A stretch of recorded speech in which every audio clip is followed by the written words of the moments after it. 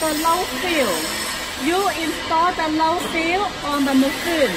The low seal, you could make different size, make different width to make the bed different size. And after you install the low seal on the machine will pet the bed often. Okay. This is the machine deformer. This deformer is to make this bed width. If you have different bed width, you need to change this deformer. And for this bedlet, you put the shot on the machine, touch screen, such as like this. You could change the bedlet on the touch screen, and you could change the speed here and save. And this is other.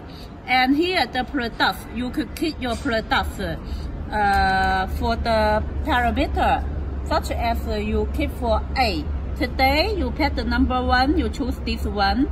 Tomorrow you pet this, you choose this. The machine had keep it. Okay. The powder you put in here and pet it. Each day you clean your powder here. The powder, when you clean, and you could open this part very easy. You see? And then the powder will be here, fall down. Okay.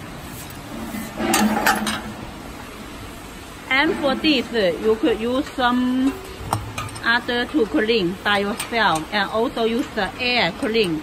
It's okay. For this upper screw, if you want to clean, you open it.